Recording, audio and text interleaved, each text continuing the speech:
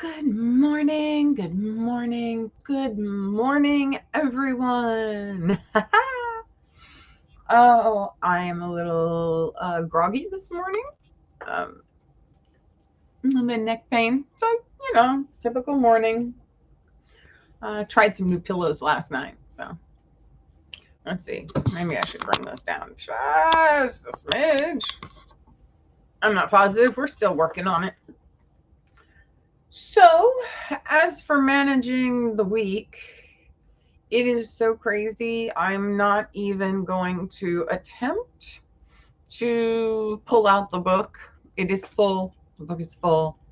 It's right behind the camera. So I do have a couple of important appointments this week, which I am looking forward to. Doctor's appointments. I'm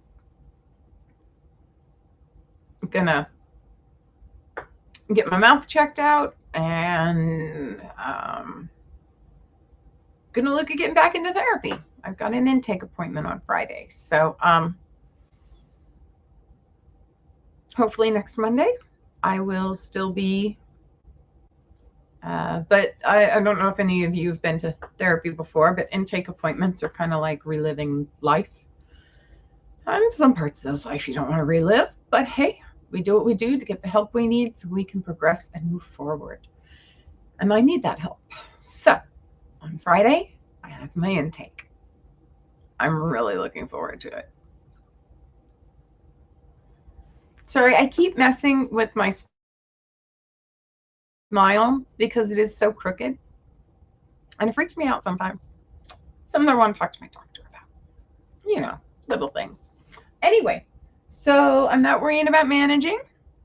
I don't have any bubbles. Grocery shopping is after this. I have to get up, put my shoes on, and go to the grocery store because there's no soda in the milk. There's no soda in the milk. There's no soda or milk in the house. I'm almost out of coffee creamer. I can still make coffee for like another week and a half. No, still have an unopened container of coffee, so I have coffee enough. My son is loving these pre-cooked grilled chicken packs, especially the honey roasted one. And then our air fryer meals. God, I love air fryers. So anyway, that's about the gist of all of that. So I do need to roll the table in front because I've been moving things to crazy places. Let me tell you. Hold on a second. I need coffee.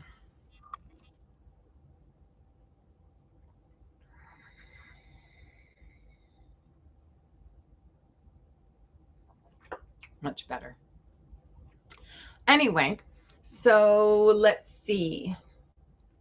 It has been hot here. I worked on the yard yesterday with my son. It was very nice. Oh, I said something. I just said worked on the yard yesterday, right? And as I look forward to the screen where your guys' chat comes up, the little button that says Hi Pollen just popped up. And I'm like, yeah, tell me, buddy. Looking forward to getting my Sudafed refilled. But we got some yard work done. Really happy. Next thing I have to do is learn how to use this electric weed eater, which shouldn't be too tough, but we got a whole lot of other work done yesterday and filled the green recycle can. So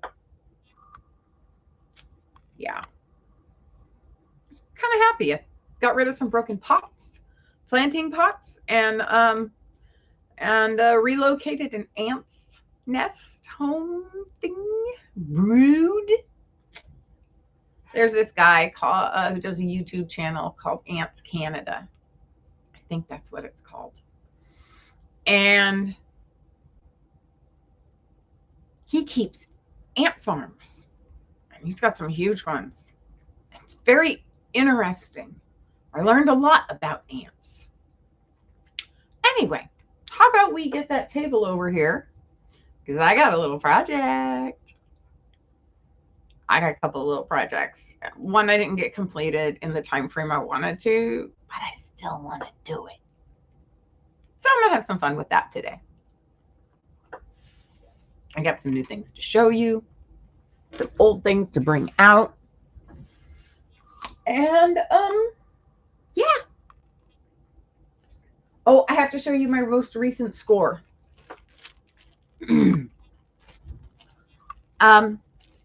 I was on a Spectrum sale a few weeks ago,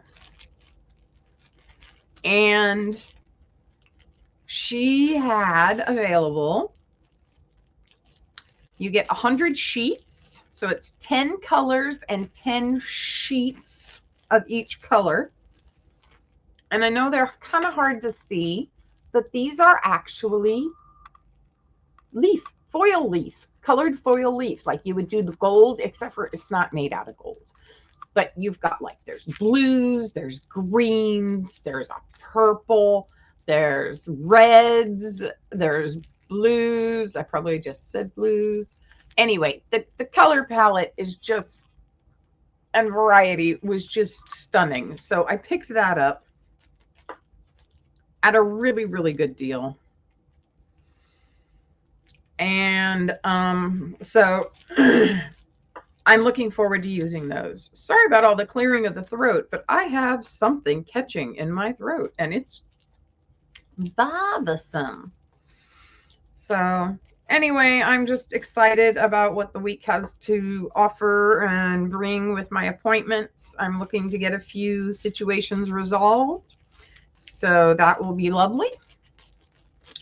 And yeah. So let's get on with this. Let me roll the table over and we'll get started. I've got to rearrange everything.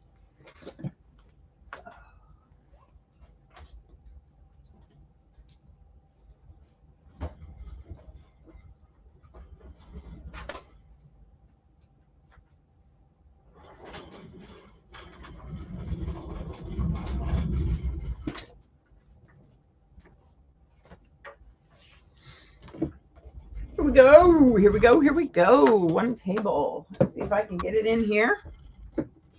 There we go. Oop, someone is coming up to my door. Hold on one second and I will be right back.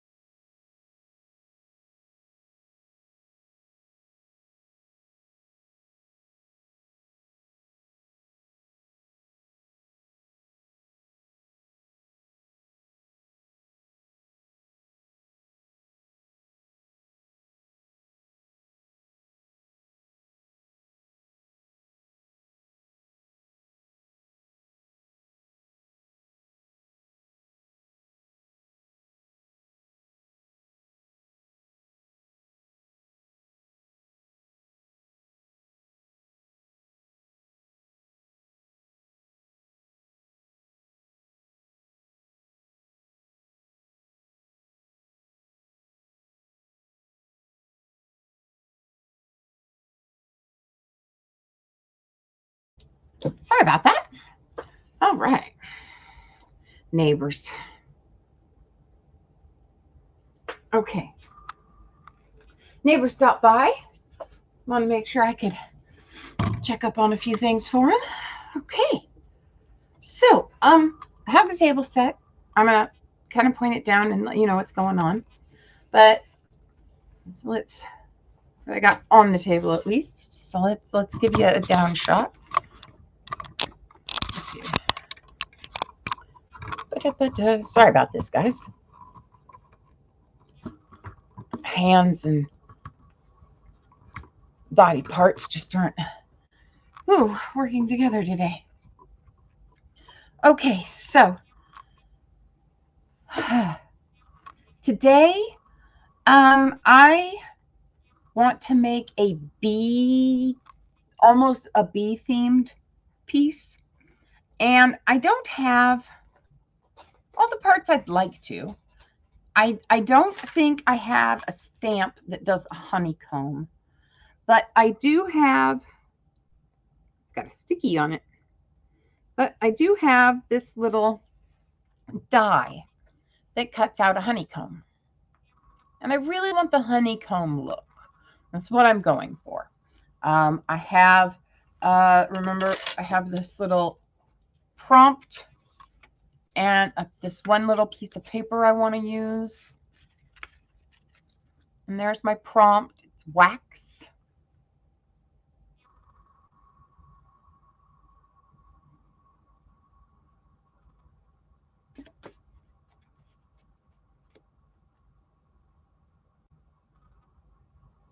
So anyway, I am going to use this wonderful piece of paper. It's got some great texture on it. I'm not sure if that actually comes through. It might have when I had the wax up there because it focused on the words as well. There you go. Let's see if we can it's gotta focus on the words. So anyway, it's got some nice texture. And I have some tags I would like to put this on.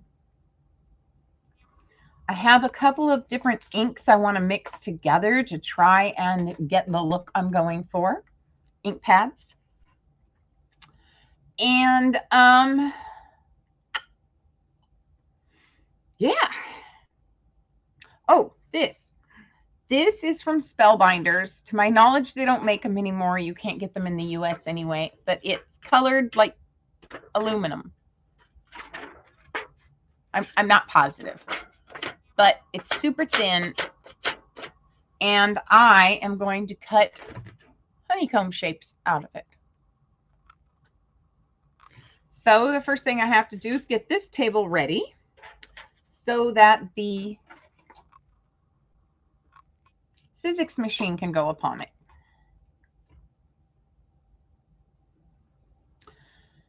But before I do that, I really do need to test out a few things. So let's do some testing first. Sorry I wasn't at the early bird sale on Sunday. I just was not feeling well, and I'm still not 100%. So if I cut this a little short today, I apologize, but my health has not been brilliant over the last the last week since you guys saw me last on Friday. My health is kind of taken a little down course. I've taken some meds and I think they're working, but you know how it goes. So I want to make these tags on the Dina Wakley. I want to use the white Dina Wakley tag. I have other tags that I picked up, and they are the manila colored tags, which I also like, and I will do some testing on those as well. But for the most part right now, what I want to use is these white tags. I thought the manila would be nice because it would help give that honey color in the background naturally. But I also think that if I tried to change it with the stamp or with the stamp pad colors, then things may not go over as well as I would like. So let's see. I want to take one of these. Oh, wow. I think these are a thicker cardstock. Let's see if it lists the cards, the thickness. Lists the size. And these are white tags for mixed media. Number 10 tags. They don't say the stock, the paper stock thickness. But if I listen to this, in comparison to this, actually, it's hard to... Woo! That one flew out of my hand.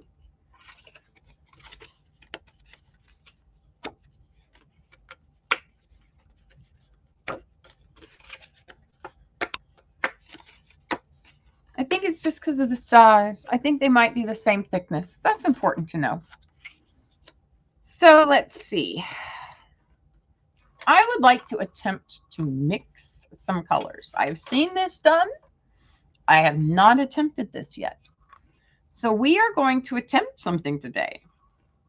These glass work mats. Whoops, sorry about that. These glass work mats, from what I've seen, people take ink pads. Now, I have a couple of different ink pads here today. Let's move that off to the side. Today, I have the the vermilion archival ink. I found this on clearance at one of my local stores. I cannot remember which, but the fact that it was on clearance blew my mind. And first of all, do you see the red? I think that this leaked at one point in time. I can't remember if it was that way in the packaging or not. But it wasn't a popular color, evidently, to be sold in big ones. And so it was on clearance, and I snagged that baby up. Next, I believe I got these from Saks. I believe I got all of these from Saks. I'm pretty sure I got these all from Saks. So, but I don't have them marked. I'd have to go look back. So I have two different things here. These are both distress inks, and this is an oxide. And the oxides change a little different with water. So I'm not sure. And then I purchased a set of ink pads that look like this. They're all rainbow in the middle with all shades of one color. Hey, Leanne. And believe it or not, I got these off of Temu for a really good deal. And there's a whole stack of them with the colors. So I've seen people use the glass mat to mix ink colors. So there we go. So what I'm going to try and do is just that. I'm going to try and mix some colors. I watched Tim Holtz. I watched these other people do these things, and let's just see how it goes. Whoa, that's squeaky. Don't slide those. Okay, I know that this, and this is the way I hold on to the things that go on the daubers. I put a mini Velcro dot on the back side. That's the grabby nappy, and then I can just take it off and put it back on. So I love that little storage idea for my little things, except for they don't stack nicely then. So, you know, depending on your stacking situation, your storage situation. But I know this one is like super, super wet. It's always got more ink in it than I can imagine. So and I know that these guys have been able to mix colors and do things on the glass mats. I've seen this. So there's one color and it worked. There's a nice patch. And I know that that orange is just too orangey. I'm trying to make a nice honey type color. Now, mind you, the other one's an oxide and this is an ink. So I really don't know how they will mix together for making color. So we're going to give it a whirl. And I want this vintage photo in there just to give it a little darkness. I know it's going to need it. And maybe this for a hint of red. Let's see how this works, guys. I have no clue. I'm going to put a corner right there. Oh, shoot, that popped off. Okay, that's not bad. It looks like it was designed to do that. Don't get worried. Look, and hey, I managed to get a little red on there too. And then this just will go right there and pop it right back on. It worked. I'm always terrified of breaking shit. Stuff. You guys know. Okay. Now, this is totally not like any of these other inks, but I'm still going to make a little, see if I can get a little bit to come off. Keep pouncing it, try and get a little, that's interesting. I tried not to mix the inks too much on the pad. The more you do something like this and you can't keep it in a straight line, the more likely you are going to mix all the colors on the pad, and you don't necessarily want to do that either. So just that's testing. All right. So now I'm going to use one of these finger daubers. And they're probably not meant to go on your finger, but they fit beautifully on mine. And we're going to take a little brown, and then we're going to take a bunch of that rusty orange, and we'll take this, and I'm just trying to mix them up all on the dot. Oh, that's an interesting little color. Get a little red in that. And then, okay, a little more yellow to help honey it up. Oh, I like that. Okay, let's see how it looks on the card. On this. Oh, well, that's an interesting color. A little more rusty than I had thought. Let's go brown. Let's take some of that after all. And we're just going to yellow, and swirl and daub. And then we'll see how that has changed it up a little. And I'm just going to keep picking up colors and mixing them so that each time the colors is a little different, the intensity is a little different. Love that rusty orange, that rusty hinge. Definitely going to want to put more yellow down because I am putting in too much orange and too much brown. So let's get some of this. I'm going to pick up everything I have of the yellow first in that patch, swirl it around, grab that little color I made too, and see what that does. Too much brown and everything. But that's okay. We're playing. We're seeing if this works.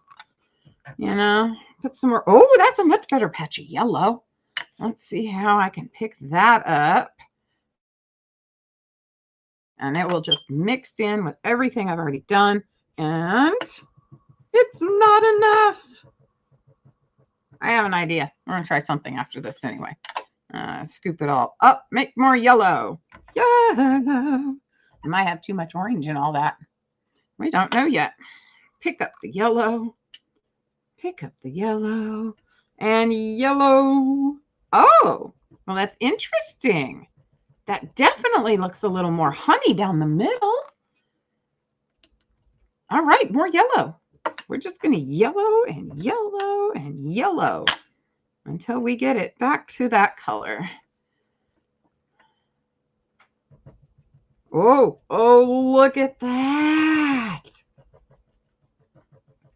So now if I just keep adding yellow to this little finger sponge. Oh, look at that. Ah, I've been daubing.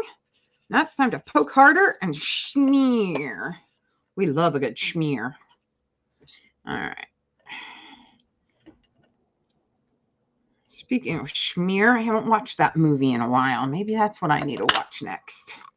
All right. Pick up that yellow and smear. Now we're going to rub a dub dub. And that's all I'm going to pick up now is yellow to rub over it. And hopefully that will help with that honey color I'm looking for.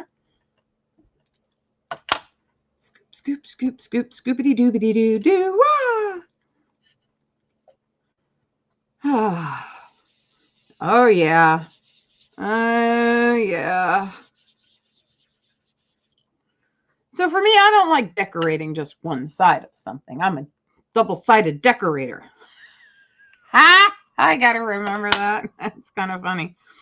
And so what I'm gonna do is after I've done the yellowing here and move that around, and I'm really enjoying the yellow mixed with the other colors that are still within the dauber.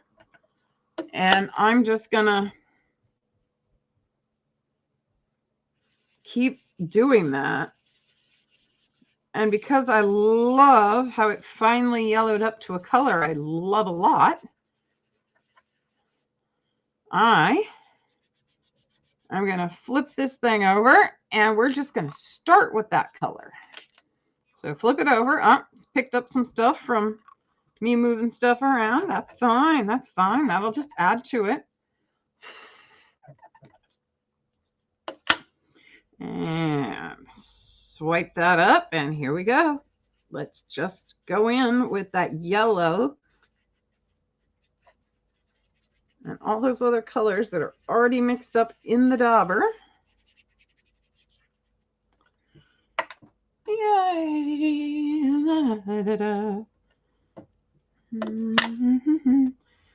Oh, so close to school being out for my son.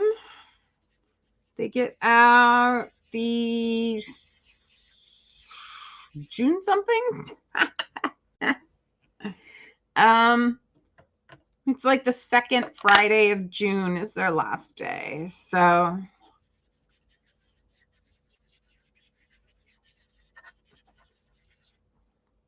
this is definitely closer to a honey color with the orange and the brown that's already in the in the little finger thing from previously. So it's kind of like you prime it with those darker colors, and even though you're not picking them up anymore, they have this subtleness that still comes through and they mix a little bit. So let's just keep going with that.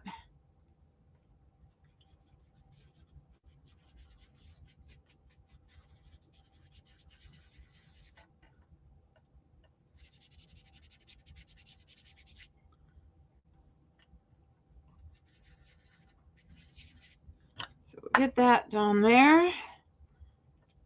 This is kind of my test card, so I understand what colors I've got to go with and how everything's going to combine.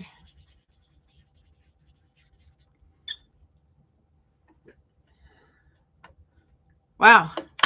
After working in the yard yesterday, I didn't realize how sore my arm muscles were. Even pushing down on that pad to get ink off of it's a little bit strenuous.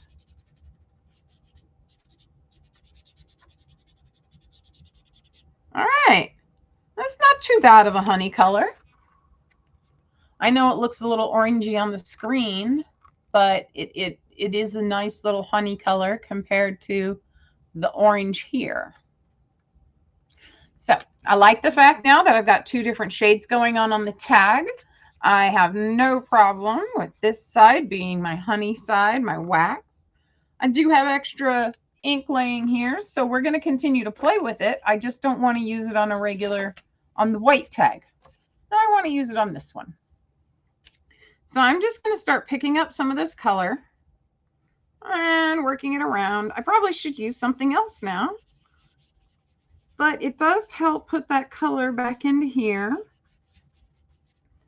so that if I want to use it for something else, I can. Also, I don't like leaving waste behind. So let's have a little fun.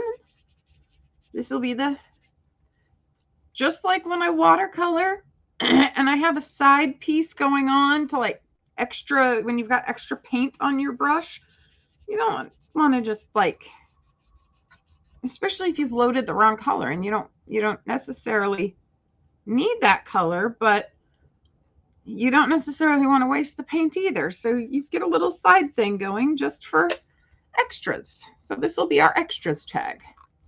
Picked up most all of that. Give a good press so it'll go throughout. Good smear, smudge, smear, you know, those fun words. And that color up there didn't come out very well, so I'm not even going to bother with it. So that tag and the other tag. I can get behind that. And we'll put little finger over here. All right, so that's tag coloring. Oh, neighbor's back. Hold on just a second for me, guys. I'll be right back.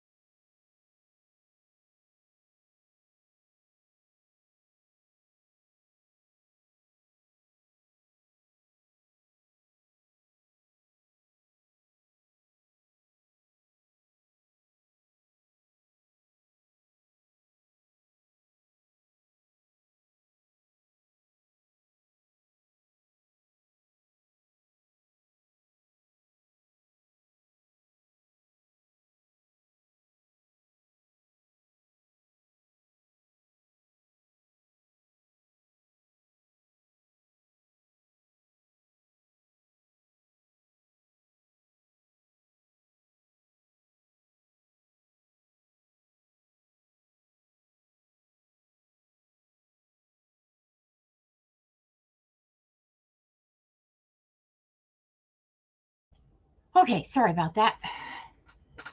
Why isn't it? Yeah. Anyway, neighbors are just getting moved in and having a couple questions, and I'm trying to help them out. They've been gone for a while, so alrighty. So next thing I need to do is wipe this off. Oh, look, here's one of my towels. And just a second, I need the water.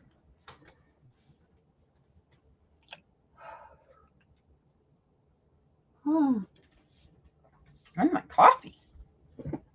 I left it at on the other table. Don't ask me how many tables I have, people. It's not kosher.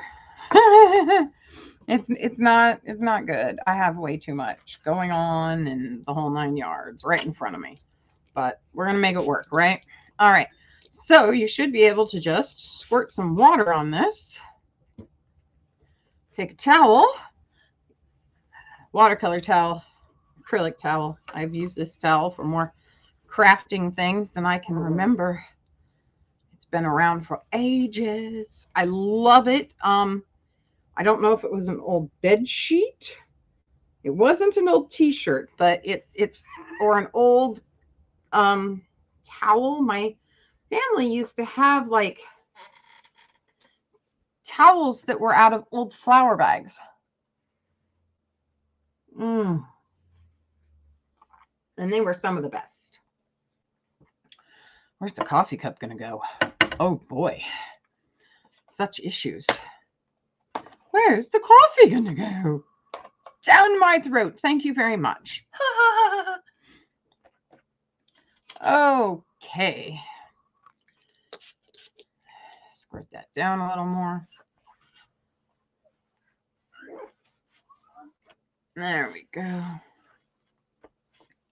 So I have all these questions about how my new products I have will react to different things. So like I got that tacky mat finally came in. And now it does go in a system. I thought it was, I don't know why I thought it was larger. I thought it was bigger than a 9x9 mat. I honestly thought it was bigger.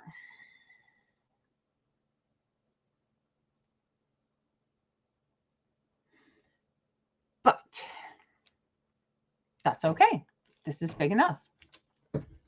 I know, I love this.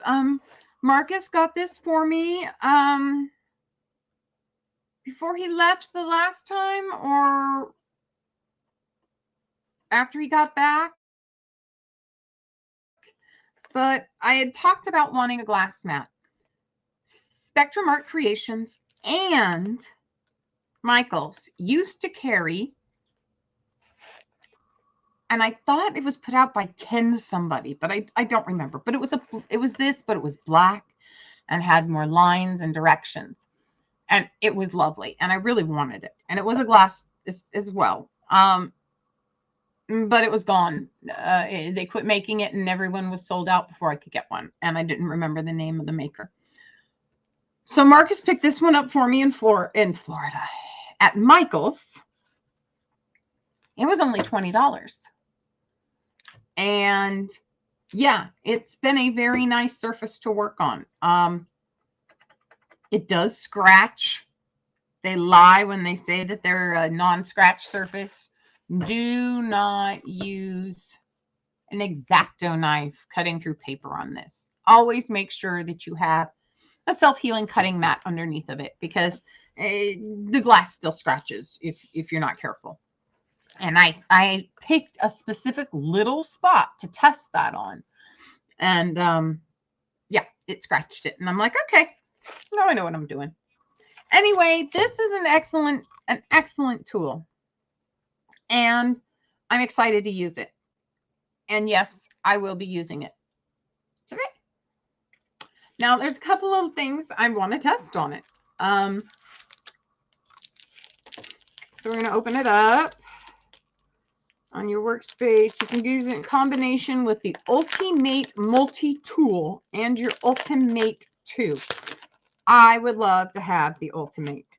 It is an excellent tool. Unfortunately, I don't have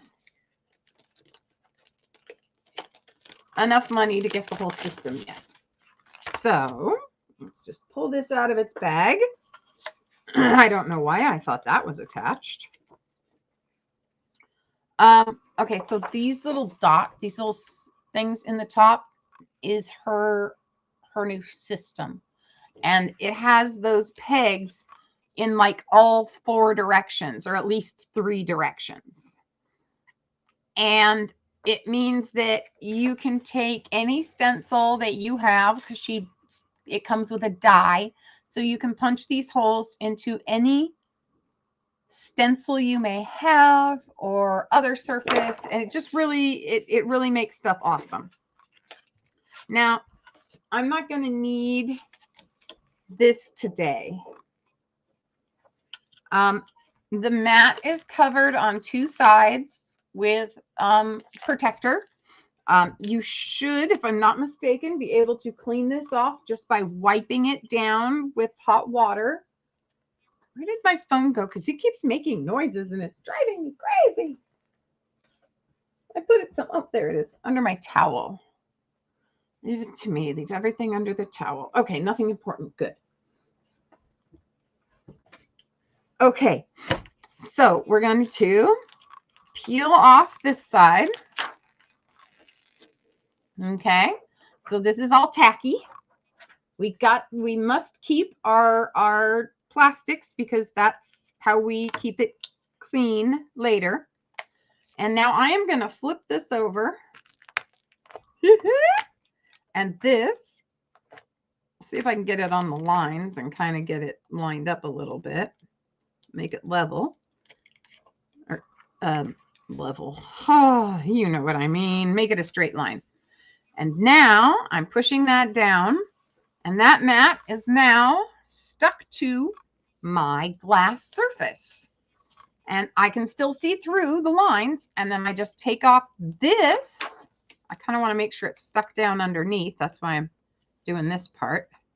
It's not. It's got air bubbles. Let's get some air bubbles out of that. See how it peels up so like that? Ah. So this is just going to help me have a more even surface underneath if I don't have any air bubbles that causes an unevenness. And this is just me kind of trying out my new thing. I hope this works. That's the plan anyway. That's my thought process. Hope you guys don't mind me going through my thought process with you, but yeah, I've got a lot going on here, and sometimes you just gotta talk, even if there's just a camera. It's really nice. I had a really great chat with my neighbors yesterday. They own the house across the street, and they needed to move back to take care of family. So they've moved back, and kind of forgot how well I got along with her other half, and he's just awesome. And came over the other day when I was working. Oops. Oh, that's ink. Good. Came over the other day when I was working and was really awesome and chatted with me. And so, yeah. All right. So the sticky mat is down. That thing's sticky. Or should be. Don't worry. That's just ink on my finger, not blood. All right. So we're going to take down the test one, which isn't done on the back. And we're going to stick it down and see if it sticks. Okay, here we go. I can't move it. It is stuck. Oh my gosh. Okay, so this is awesome. This is really, really awesome to me. This means that I could take here. Oh.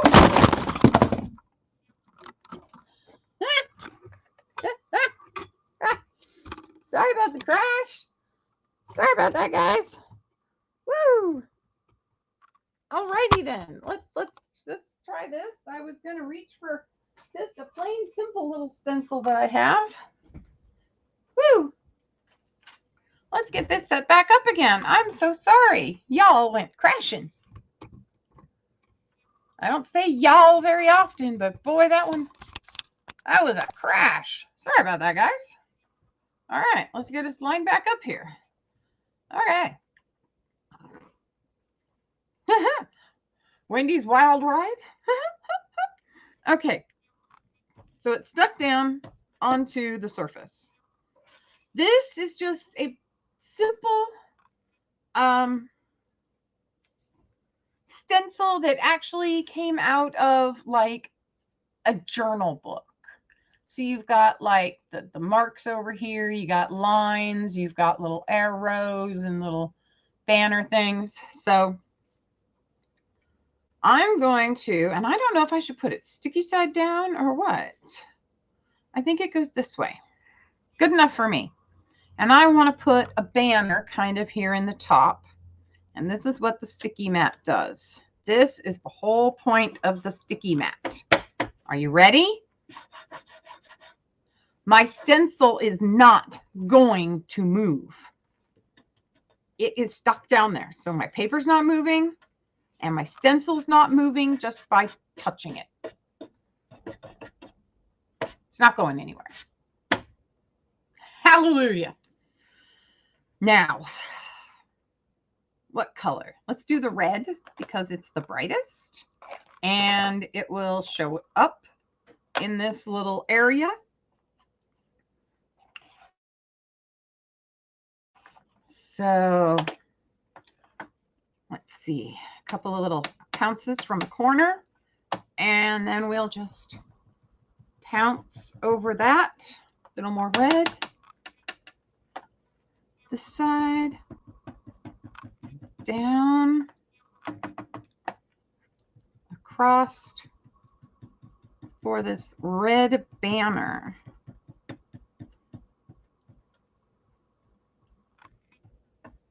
But I am finally now able to use a stencil without the paper or the stencil moving. Woohoo! Okay, a little more red just because I want it kind of intense. And you notice I am pouncing. I'm not dragging. I'm not smearing or sliding. I want to make sure that even though I'm using a lot of ink, it is staying within that small little window of the stencil. Okay, this is awesome. This is like the best for me. This really is going to make my day. All right, pick it up because I've got a corner way over here, or you could pick it up off of this corner. Just get your nail under it and whoops, and gently lift. See it? That's coming up. I drop it and it's still not. Let's go from the other side. Lift. Oh, God. Look at. Oh, my gosh. Oh, my gosh. Ah, I'm so happy. I love stencils. I love stenciling. I love the things that stencils can do. I've never loved using a stencil. Yes, this is Tacky Mats all the way. And this you can order an entire system from Lisa Horton. So you want to look up Lisa Horton, and then it's the Ultimate. So it's ULTI dash mate, MATE, accessories. Look up her entire system. It's worth every penny. I want it badly, but like I said, it's not in my budget. As it is, after this and after grocery shopping, only because groceries are so important, my next thing is shipping. Oh, yeah. This is one of those, even though I don't have the whole system, this one item is something I have seen demoed a couple times, a Tacky Mat, and I have drooled over. Oh, I see them in the Simon Hurley videos because he has a system also that involves a Tacky Mat. And this is the first time I had seen it outside of the Simon Hurley information examples. So that makes me happy. I want to double check. Let's see. This is not a self-healing cutting mat at all. You don't want to cut with this. So you do not use sharp objects or place imagery that is foiled face down on the mat.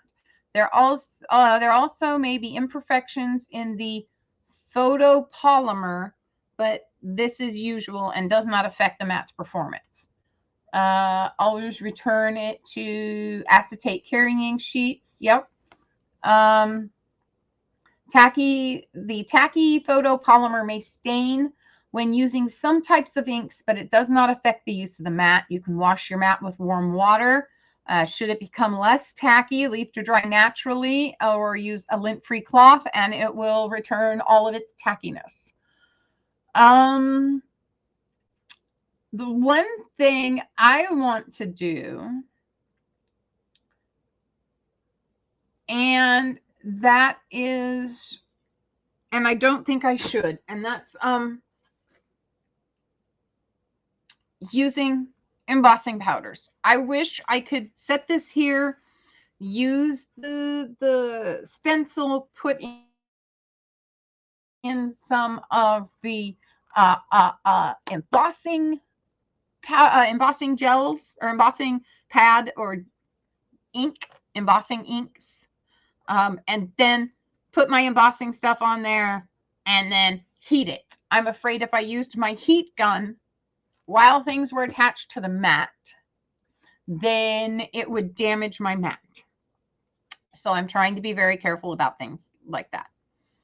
I wish they had like super thin or tiny little tiny bits you could use to like help hold stencils in place while you're using it through the Sizzix machine. But I've seen people use tape, and for some reason tape bothers me. I don't know. Anyway, so we're going to lift this up, and we're going to, and I'm going to take care of the tacky mat because there's one last thing I want to do today. And that's, I want to take a piece of this, which I have already used, and I want to see how it does with the embossing powder that I have, if it will seal it in, or if I need to go to a different product. So I'm going to try and do that here real quick. Let's put this away. I do not want to destroy it. It is the best thing that I have found. And it's working better than I thought it would. So let's start at the bottom so that we get the spacing kind of right.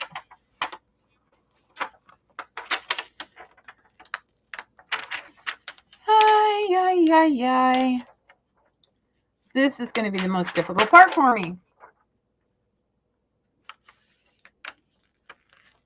And that's only because you got a clear sheet going over a clear mat. I think I got it. Ooh, corners are a little off, but I'll work on that. Maybe it's better if I put the gel onto the mat onto the plastic. You're learning with me, guys. You're learning with me. All right, so let's try. I found the edge. And now I'm going to, oh, wow, that slid down. How can it be the wrong size? It fit on it perfectly. And now it feels like I have it the wrong size.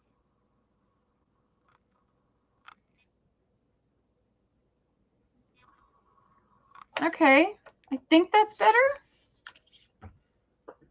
I will have to find some, I think I'm going to use this as its other, oh wait, there's a sheet of plastic underneath this.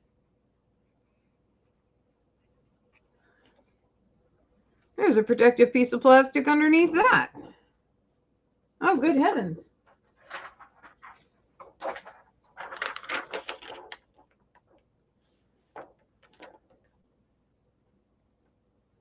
Well, this is a much bigger kind of bigger sheet. Okay, I'll figure that out later. It's covered. The majority of it is covered. Here's this little bitty.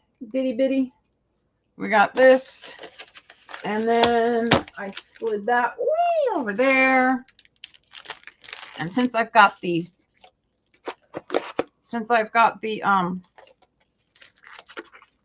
okay, why does the mat feel bigger than when I originally got it? I am losing my humdinger of a mindinger. Okay, let's see. There we go.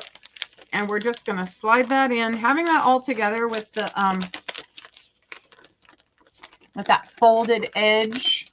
Technically, we're talking technicals here, should help it to go back in easier. Unfortunately, that also requires everything to be lined up right, and the thing not to stick in the back. And I'm still slicing it open. So, nope, let's just put that all to the side and deal with it later. Because later is my best time. Okay. So, Let's move this over to the side for a second.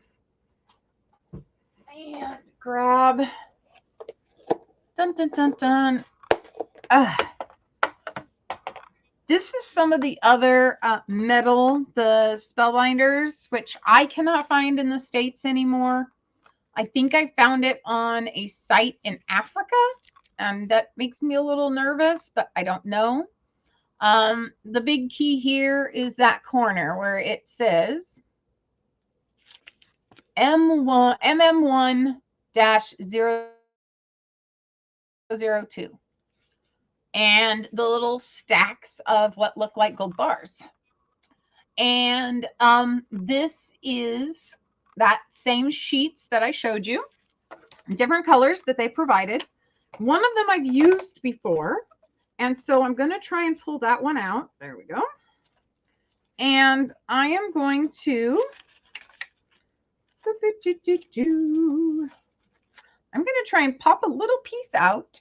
I know exactly what I should use for that. Hold on one second. See if I can not knock you over this time.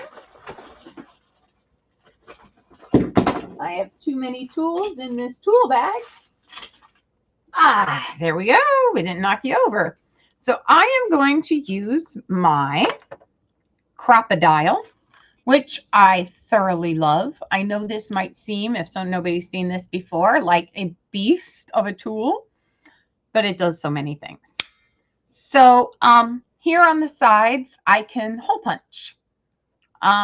It's the same size you would need to then place a rivet, which is what this does. And I can do like 2 or 3 different sizes on the rivet. And I can do 2 different sizes here at different depths on the page. And like I can move this up to make sure that I don't go too deep in the paper when making my punch. But for now, I am going to punch a couple of these purple foils, and I'm just going to punch out 4 of them. Okay, and oh, that one. Now it does fold it a little bit as it goes through that hole, but it's okay. Usually I have all my tools around here. You guys know that, but life is okay. You guys know that I have attempted to keep all of my tools around me. Okay. Oh, it fell back in. There it is. Didn't need it after all. Okay. And then relatch my tool. There's that button. Button. Is that in the wrong place? Is that why? Because I moved that? I don't know. There it is. Now it's latched. Poke it through, poke it down to unlatch it. Okay, so now I am going to move this happy little scrap piece, which I can keep using for things like this, out of the way, back into its container. I have a thing about trying to keep things in these containers. Michael's like twice a year will take the huge containers that have those multiple drawers in them, and they'll put them on sale. And that is my favorite thing to buy from Michael's, especially considering they're normally $41.99 and they drop them down to $14.99 when they put that sale on. And that is such a major discount on that organizational system that I really wish. I need to make a notation in my book. I need to make a notation because they go on sale, I think, about the same time of year every year. So I need to pay attention to that. Now, the other thing I need to pay attention to the fact is I don't have the other product I needed to have out here. So let's see if I can get that one out without knocking you guys over. Excellent. Let's pray it's in here. It's either that or it's in my other spot. So I'm looking for embossing ink so that I can do some embossing on it. This is only the powders, which my container has almost outgrown. I want to try something else as well because I've never used them. We're going to try one other thing. So it wasn't in there, which means it must be over here. I'm hoping I don't see it. Oh, heavens. Where did I put it? That's a good question. Okay.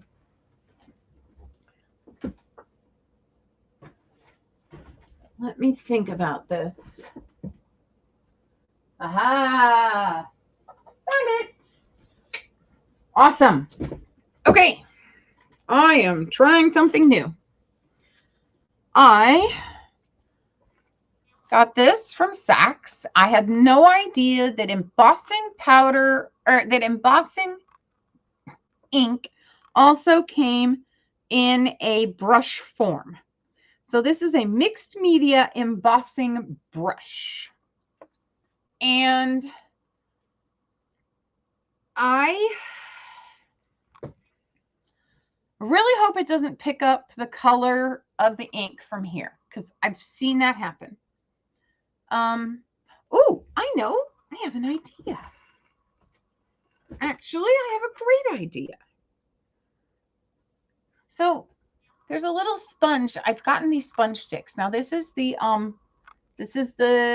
Vintage Photo ink. Now I have to be careful when I'm talking to you guys because I have Vintage Photo now in ink and in oxide.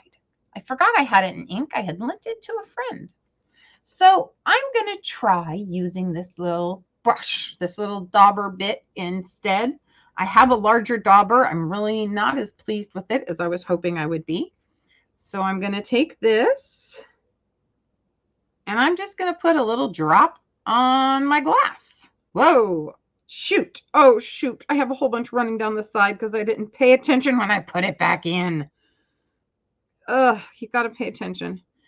Paying attention sometimes is not always my strong suit. So that is a lot. And I really hope, well, it feels like a lot, although it barely took anything out of the container. I guess I'm going to use the little brush there and scoop up that little bit. Keep it straight up and down as long as I can. And yeah, so we're going to use this. And I'm going to put, I'm going to pick that little one up. And we're just going to blop it down. And it didn't come off the brush, so that's interesting. It didn't come off the sticky sponge. So let's grab it. And we're going to stick it right down there. And we're going to keep kind of going around it. And just kind of make sure I've got some on it and all that jazz. Ooh, a little tiny bit's coming off onto the sponge, not a lot. Now I'm going to sponge some more on because my technique of picking it up didn't work. I'm going to set that right back down. I'm going to pick the other ones up with one of these for doing diamond art. These work great in for picking up other things. I dropped some of those sticky those gummed stars from back in the day, you know. And I managed to work that with one. Okay, I made that a little thicker, and I think it worked better on that one. Let's see if I can get a little thickness. Nope, nope, nope. It's not happy. Just put her back down. Oh, maybe that worked. Let's hope. All right, and there's not as much as this there as I thought, so pick another one up. Oh, just by the corner. That might work. And then just kind of squish it. Oh, that worked. Okay, okay. And then I'm going to try and pick the rest of this up and grab one more. Oop, got it too far on. That's okay. We'll make it work. Scoop, drain, squish. All right. And now there's a lot of embossing goo left in my sponge, and I'm just going to start thinning it out, going all the way around. Now I see some of the colors starting to move, or at least appear more. I don't know what that's from exactly. All right, let's get this down. So the main reason I'm doing this is because, as I told you, I want to cut the what do you call them? The beehive out of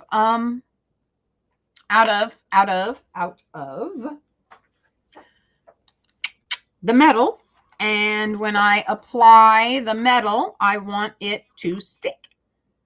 And I want to make sure that if I put embossing powder over it, it's going to stick. The only reason I'm able to talk a little longer is because the embossing ink is meant to stay moist longer than your regular stuff. And the reason being is because it's designed to give you time to work with the product. This I found at a garage sale. I did really good one year at a garage sale, and I think I picked up a dozen embossing powders that I had never seen before. And this is put out by the Altered Page. Well, that's funny. It's designed by Seth Apter, and Seth Apter is the one whose name is on this for design. So that's awesome. These two things are by the same guy. He's the one who designed these. And this is called Vintage Beeswax. It's a baked texture, which I am just excited. I've never gotten to really try it in a larger piece, and I really am excited to see how this goes. So I didn't necessarily want it up here in the banner, but I'm also excited to see how it would look. And because that powder is stuck there, that just means that ink was still wet. And that tells me also that if I'm working, there are some inks that stay damper longer. Oops, I spilled it off to the side a little. They stay damper. They stay damp longer. And by doing that, it gives you the opportunity, as I said before, to work with it. So it is more like an embossing ink. So that makes me happy. Alrighty. And I know that these things slid off, but they're just kind of chunky, and I just want to kind of set them in there. Now, I don't think just setting them in there is going to do any good. I think that's because they're not stuck down well enough, and it's just going to blow away. But we'll see. Okay. And I am already prepared. Isa plugged in. Haha. All right, here we go, guys. A little bit loud. We're going to start on low and see how it goes. Now, I'm actually going to use a different technique, because instead of coming from the top, when you come from the top, things get blown away. But when you come from the bottom,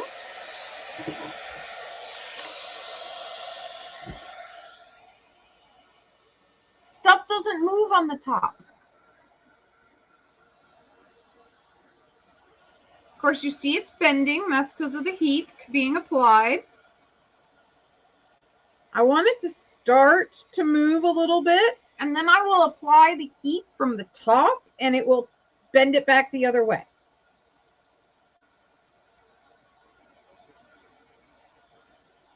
As long as I can get the bottom layer to start to melt, it will hold the chunkier stuff in place, and that's happening. So I'm going to lay it down here, and I'm going to come from way above just to make sure. I do have a couple of pieces. Whoop, couple of pieces moved. It happened.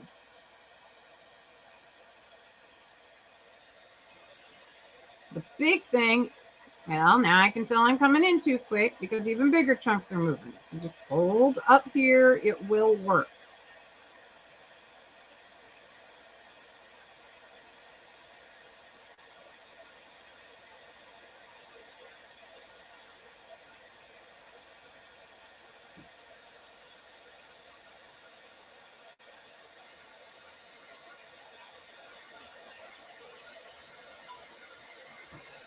There we go.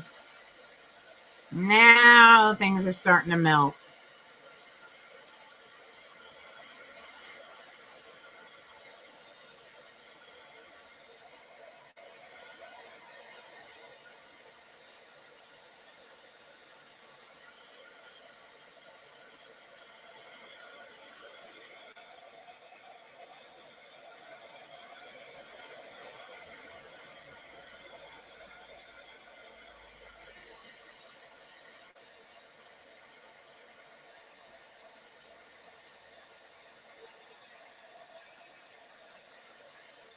Just picking up some of the dots that blew away. They were still right here next to me, so I'm just kind of plopping them in since it's melting. There we go. Very nice. Okay. See if we can get the paper to flatten out. Sometimes my pages don't flatten, my work surfaces don't flatten out the way I'd like them to. Okay, there we go. Now,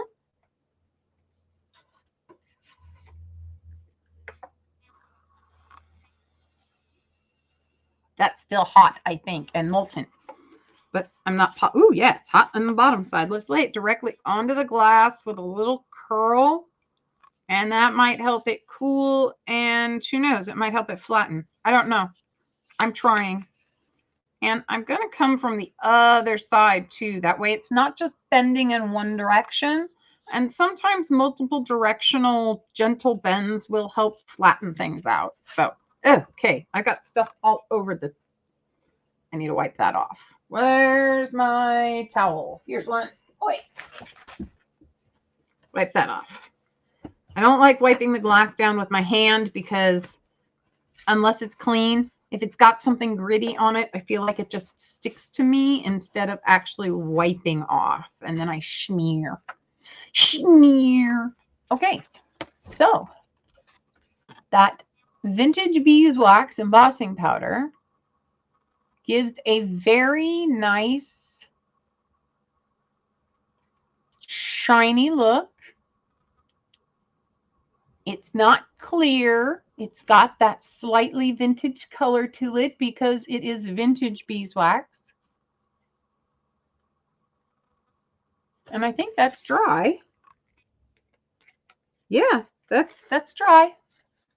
That's dry now. So it's just not, it's just, and hey, look, it held it on.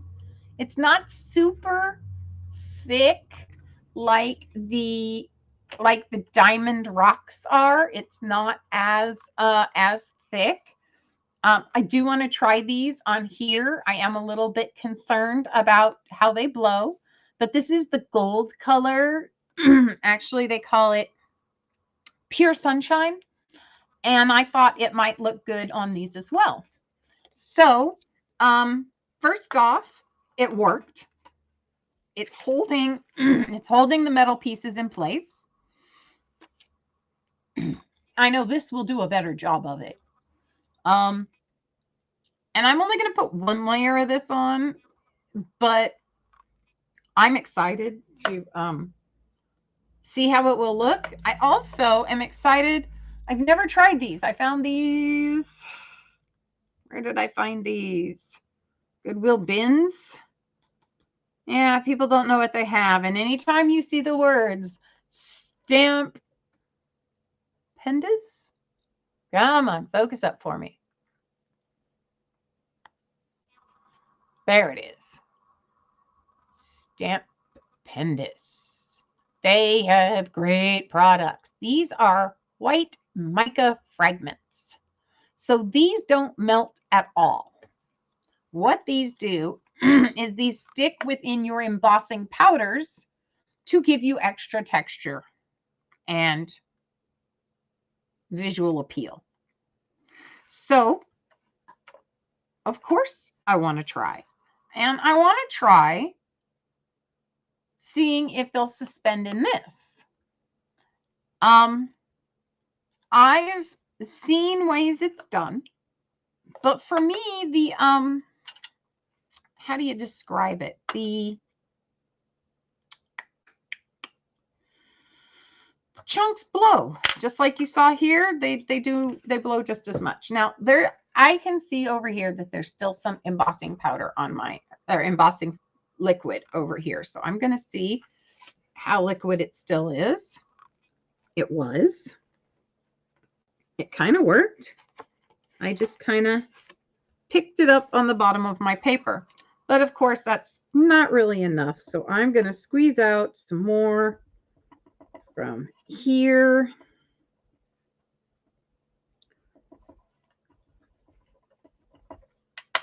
And actually, I want more than that. So I'm going to put a drop on here and see how well I can just spread it. Hopefully without making as much of a mess as I did the last time. All right, here we go. I got a drop coming down the brush. And I'm just going to keep tapping it until it lands on the paper, because I don't want to put my brush on the... Oh, look at that. It worked perfectly.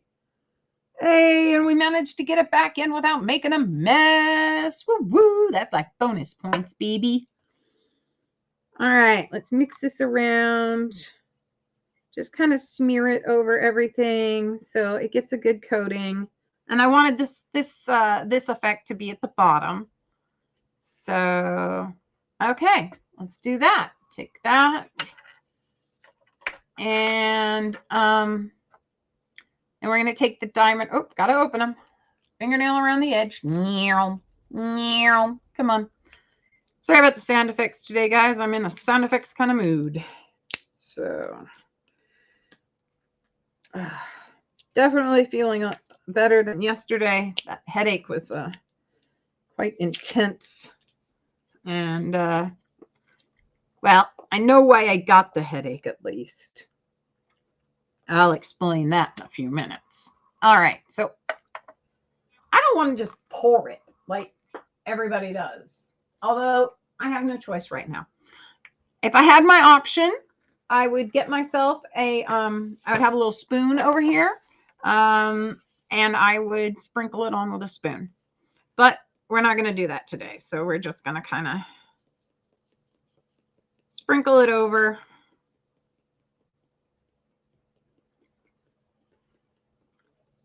Now, the way this has been described to me, this embossing powder also has, okay, see, it's got the big chunks, but you see the super fine up here. The way it's been described to me, it's like there's color, it's like they're calling it bloom, or for me, it would be like, it wouldn't be bloom, it would be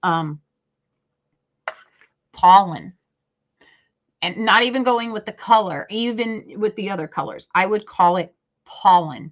It's super, super fine, and it does work in the process, but it's interesting. So we take and we get the extra off. And that's not what I remember. I don't know why that didn't stick. More powder stuck than sugar bits, and the sugar bits are the plastic stuff that does the melting. So this is strange to me. I guess I waited too long, or too much bloom covered up where the sugar should have went. Let's see what this does. I don't know. That's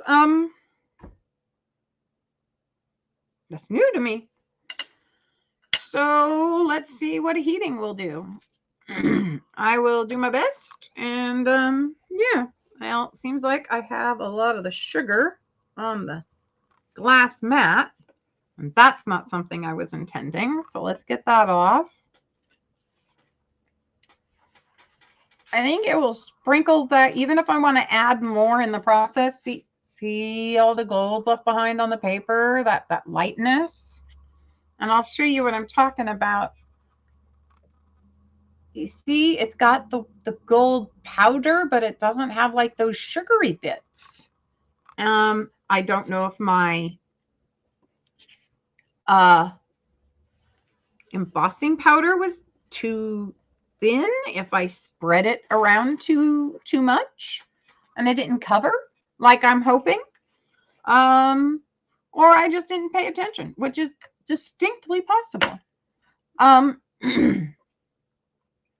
want to always, when using a heat gun, you always want to make sure that your extra embossing powder is taken care of if it can be. You want to make sure that when you're heating, you're not pointing it in the direction of your other embossing powders or anything else that's light and fluffy. Excuse me, because it will blow away. All right, here we go. And this stuff, I'm heating from the bottom because every time I was heating it from the top during the class, all the chunks were blowing away. Now, I know it's hard to see, but the bottom of the tag is kind of curling under, but that's okay. As you saw before, paper can always be remolded and flattened. All right, it's starting to work. The sugary bits are doing what they're supposed to do. Unfortunately, there's just not enough of them to make the desired effect. Whoop, whoop, whoop, paper smoking. Don't burn the paper. That's number one. Don't burn the paper.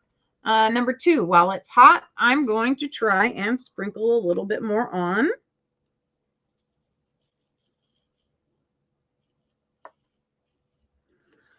Not quite hot enough, but that's okay because I think we're going to try and do the under thing again, and hopefully that will start melting these chunks without blowing them away. That is the key to all of this, especially with embossing powders. If it's loose and it's not sticking to your page, don't heat from above. It won't work. You will just blow everything away. So I'm going to tell you guys the story of when I first got into this stuff, because you'll really understand where my embossing techniques come from. I was in high school. I can't remember if I was in junior high, just getting over into high school, or exactly what year in high school it was. But my grandmother purchased for me some stamps. I think I had a black ink pad and some embossing powders. Silver and gold were my two embossing powders. And then she bought other ones for me for gifts later. Oh, wow, that's awfully thick. I think we can do it, guys. Let's hope so, because I really want that effect. I really want some down here on that corner and the corners. So anyway, I had no idea. There was a magazine that came with everything, I think, and it was from, oh my gosh, I can't even remember. No problem. So anyway, I got the, I'm glad you're still here. So I got the embossing, the stamp and the embossing powder and stuff from my grandmother. And I didn't think about a hairdryer. My first thought was it's going to blow all the stuff away. So when I first started using embossing powders, the way I would heat them was I would take my piece of paper and I would put it over a light bulb, an exposed light bulb, and heat it over that. I'm picking up. Yeah, I understand. This is me avoiding actual work. Don't ask me how many dishes in my house are dirty. We're not counting. All right, so this is kind of thick on here. So yeah, my entire embossing experience started out from underneath heating from below. And I did not realize how much of an impact that had on my stamping. I had almost gotten, I just a few years ago, mind you, I started all this when I was in high school. My grandmother passed away. I got all of her stamping stuff. And about 2.5, 3 years ago, I was getting ready to sell off all my stamp stuff. And then I discovered Saks and Spectrum Art Creations, and then I discovered that the stamping stuff had come so much farther than I had ever imagined. I hadn't looked into it a whole lot. I had not learned about the way that they've been doing things, stencils and all this other stuff that I really had not put any thought into. And it ends up that, dang, it's like all over.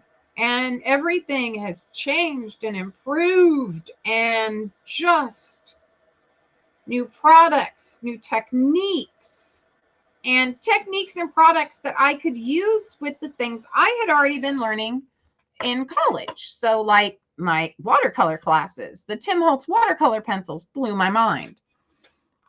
So yeah, it was really awesome to see that they had so many products and new ways I could make mixed media art. And I really like doing some abstract on occasion, and I really love mixed media. I like taking things and adding them to things, and it blew my mind. So believe it or not, that worked pretty good. I have a nice thick layer. Do you see how thick that is? All covering. And now I'm going to attempt one other little thing, because I wanted to add those mica flakes, remember? So I want to try and add those. Now, I can't decide if I should just reheat what I've got going, or if I should put another layer and add those in that layer. So,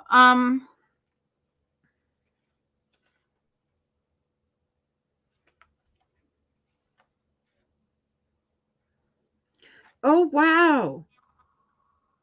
I didn't notice before, but this one up here, the vintage honey, or the vintage wax, the vintage beeswax, has a really, really light, tiny sparkle in it. It's really nice. That's kind of cool. Something to try next time, mixing the two together. Ooh, that could be interesting. Okay, not this time though. We already have one last thing we're going to try, and then I should get out of here because I've been on here for more than my allotted time, or more than the time that I was planning. But, you know, the more time I spend here and play with you guys, then I can put off going to the grocery store, and I can put off everything else, right? Yeah, we're just going to shove it to the side for a second. So I picked up a daily calendar that has a sarcastic saying each day. And I don't know what today's is yet, but the weekend and my alone time is for everyone's safety.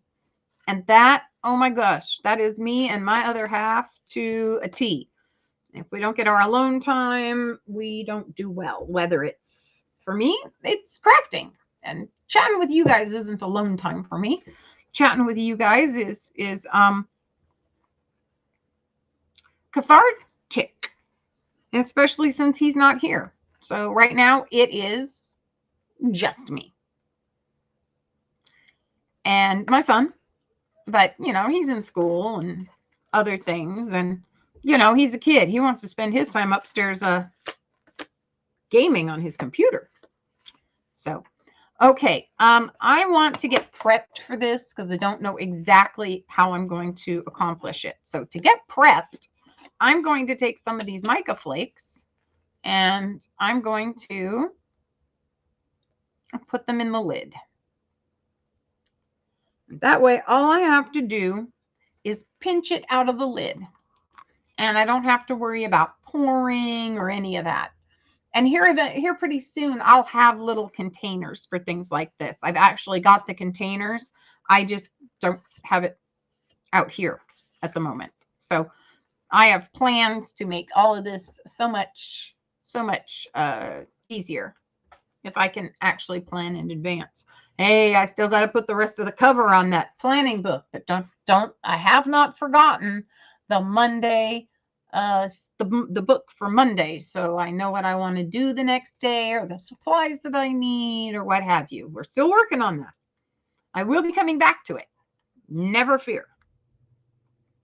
All right. So do I melt the ones that's there or do I add another coat? Well, if I'm going to add another coat, shall we make it even more exciting? We're going to try making it just a smidge more exciting. All right, where's that color?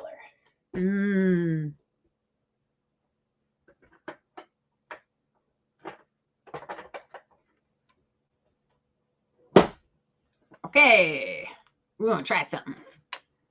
Yes. Wendy's going to try something else. Because, well, it's just fun. It's just fun and exciting. All right, here we go. We need a little color, right? It can't just be gold with that little bit of red streak at the top. No. We need a little bit of color to just kind of brighten things up. So let's try this. Let's start with the green. I do not know why, but the gold and the green is just what's on my mind. Now this is the diamond dust. This is not rocks. So what I'm going to do is I'm going to put another coat down. I'm going to heat this up a little bit, put another coat of the diamond rocks down in the sunshine color. And then while it's hot, hopefully, I will be adding some mica flakes and I'll be adding a little bit of green color and then maybe some mica flakes, or we might put another coat on. Now, when I was adding all these coats to the pieces, when I was learning this, they were on a slightly thicker piece of cardstock. So I really am not sure how this will go. So I did take jewelry making and metalsmithing when I was in a college course. And what I learned was when you're what's called enameling, you take your piece of metal that you're going to put your design onto. And before you start doing that, you flip it over and you put a few coats of just a mixed enamel, nothing important. Like when you're enameling, you put stuff on and then you tap it off. And sometimes you can get a little combination of your tapped off stuff and you mix that together. It's not a real color. It doesn't really matter. What you're doing is you're putting it on the back to strengthen and fortify it so that when you put your design on the front, it doesn't curl.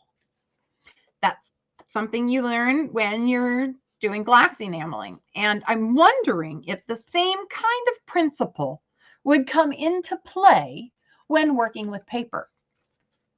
So it's something on my mind, but I'm going to keep trying because this is our experimenter one. Remember, we picked up our extra ink with it and we tried our new stamping with our sticky pad. Oh my gosh, that sticky mat is my life. I really do wish that I could put this on a sticky mat and still be able to heat it and not damage the sticky mat. I don't think that's the case, so I'm not going to try it. Someday, when they say they have a heat-proof sticky mat out, I will be jumping through hoops. All right, let's get this going. So I'm going to heat it up. And I'm kind of going to heat it up from the top because nothing's there to blow away. It's just warming up the plastic that is already on there. And yeah, that's all these things are, is plastic. This is just plastic that has been treated with color and chopped down into these tiny, tiny like granules so that you can do this kind of techniquing. Techniquing? Techniquing, it's a new word. All right, so we've heated the top. I don't think it's really molten, but it's warm. So that should mean that the new stuff sticks to it fairly well. Let's give it a whirl. Here we go. Not really working that way. So what do? We just, whoops. Just kind of, see, I think I could use one of my brushes for this to help me kind of, I got to watch where I'm pointing that heat gun. Don't want to be blowing shit around. Ah, okay, that's not bad for smoothing out lumpy spots. Okay, these brushes kind of came with the course. I can't remember who they're from. Oh, they're from Dylusions as well. Okay, now I'm going to turn this up and I'm going to melt this on.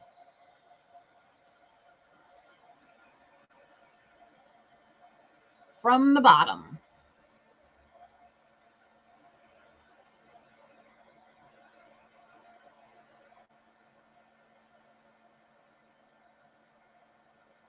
Yeah, I've gotten to the point where once I get started with you guys, I just hate to turn the camera off. So I'm,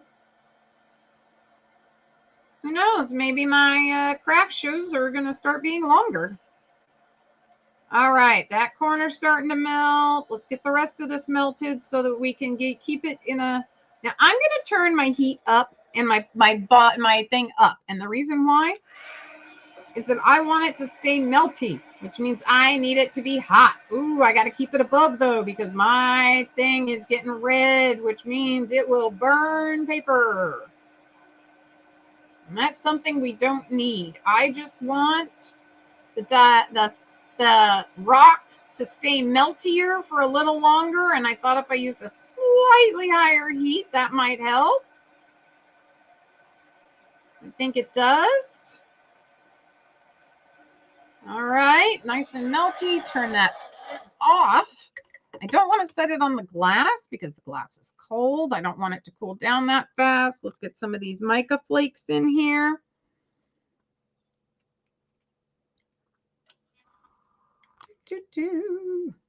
La la la, mica flakes. Mica flakes. Okay, and then I hope it's still moist, wet. I'm going to add some. Oh, that's not going to work. Let's get this cut. Let's get this brush. I'm going to add some of this Dylusions dust. And I'm going to add it in there with the mica flakes. Woo! And some of it's sticking and some of it's not. So we're going to, as you see the flakes bouncing off, we're going to go from underneath again. I don't think we should go that hot though. We're going to go from underneath. Sound blow. Underneath. Get that melty.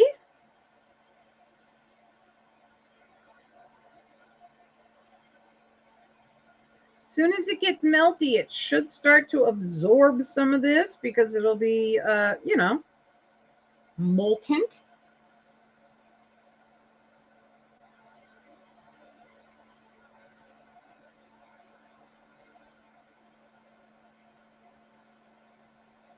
And I absolutely cannot blow from the add from the top because it's got those powders will just blow right off between the mica and the rest. It'll blow.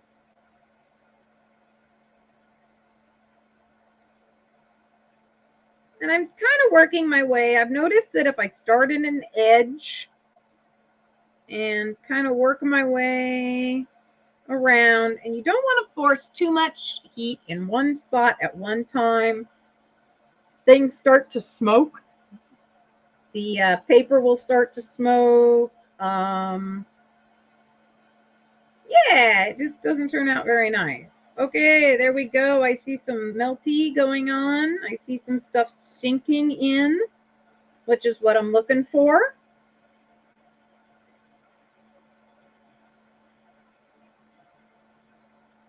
Start from the outside edge, work my way towards the middle.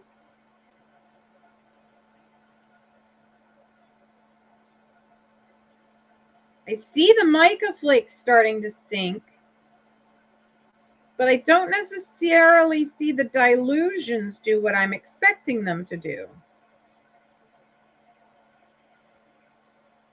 I'm sorry, I don't necessarily see the dust doing what I expect it to do.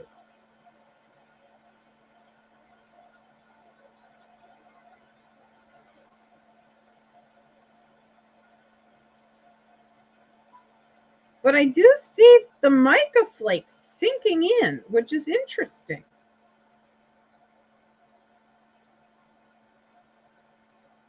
Here we go. Yeah, I can see where it's turning back to liquid.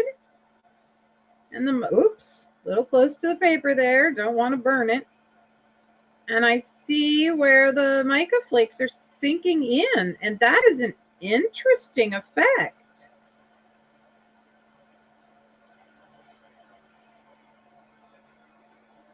Oh yeah, I'm actually turning it and I'm watching it move now. Yay, this is the thing I was looking for, especially with the green.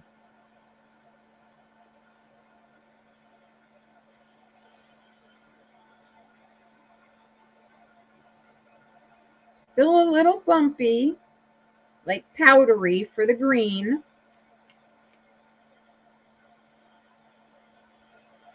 That's okay.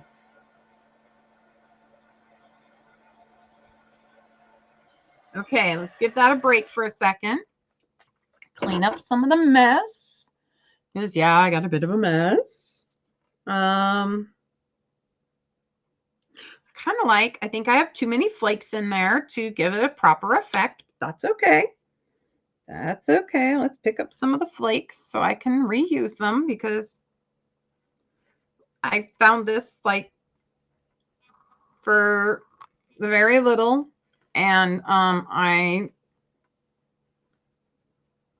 cannot imagine what replacing the cost would be. I really don't know. I don't spend that much time on, well, I haven't spent that much time on pricing and stuff like that. You know, it's I'm a what I can get and where, you know, where I can get it kind of person. I'm not too crazy, I don't think. Okay, this all looks like more rocks. So let's get these rocks onto this. Yeah, this is me avoiding dishes and laundry and grocery shopping and working in the yard and so many other things. But as soon as I do get done with this and I get some groceries in the house, then billing from what I sold on the last week, that's its next thing. All right, flick out my brush, put the cap back on the green stuff because we're not going to add any more green stuff, and add the cap back onto the mica because that's all the mica we need. And we may have some that still blows off, but that's okay. So mica. And now I do want to turn this upside down and kind of click it and see what falls off. And nothing fell off. Now I'm going to run my finger across and see how much of the mica is stuck. Look, I had one piece that was super flaky. So let's get rid of super flaky because we're going to put another coating of the rocks on top of this. Ha!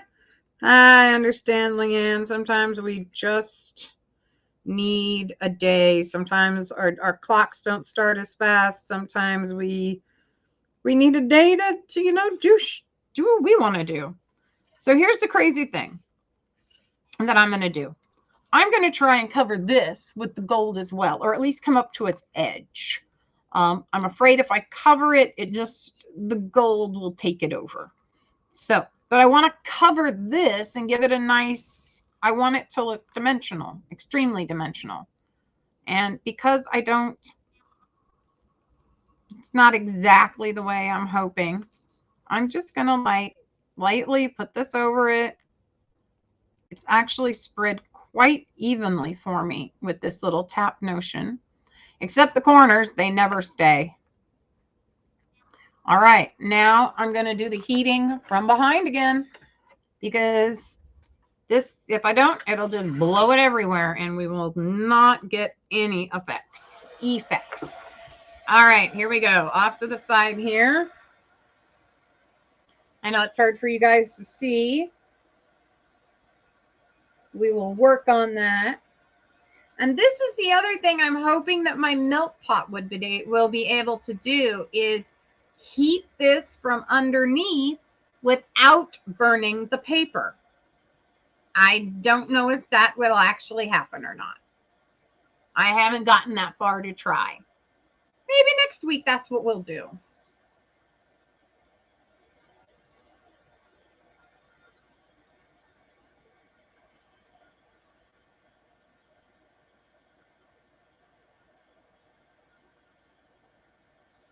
There we go. It's melting.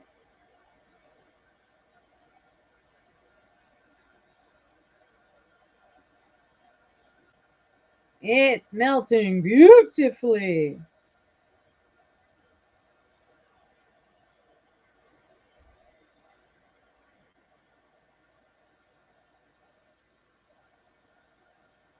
I am very pleased at the moment. It's still going. Don't worry. I'll show you when I'm done. It is melting beautifully. Okay, I know the problem I just made. And now I know how to fix my mistake for next time. So I made a mistake. This last coat should not have been gold. It should have been clear. And then the mica flakes would still be visible. Yeah, that's right, guys. I have drowned my mica flakes in the process of trying to seal them in and make them look pretty. I forgot I needed to use clear at the end.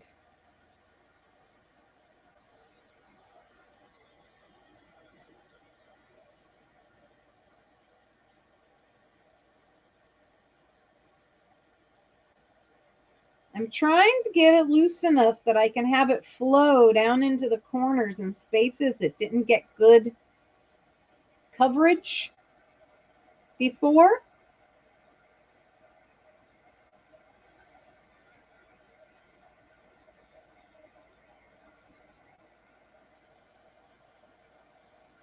Some of it was melting and moving and flowing so easily, and this is just difficult in this corner. There, it's starting to move.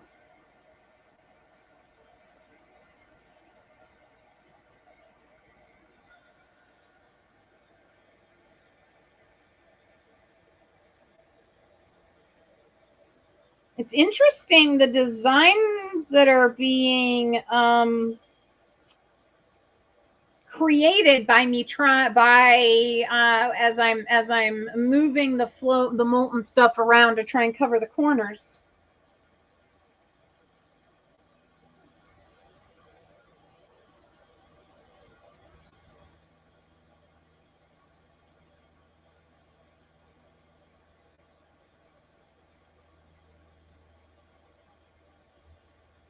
This other corner just doesn't feel like it wants to move at all.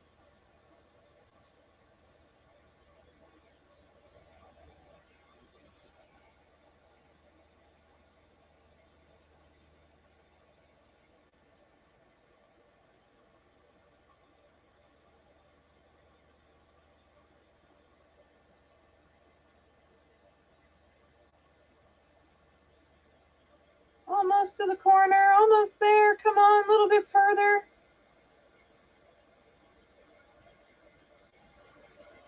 Perfect. And then let it flow back. Yeah, that's not bad.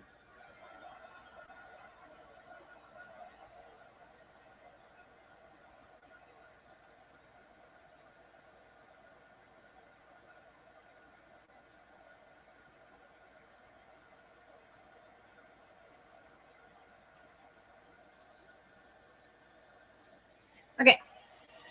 Turn that off, lie it down. Maybe it'll flatten back out. Oh, my foot has fallen asleep. Bad, Wendy. I have got to quit crossing my legs. I'm noticing I'm having nerve issues, and I think part of it's from how I sit.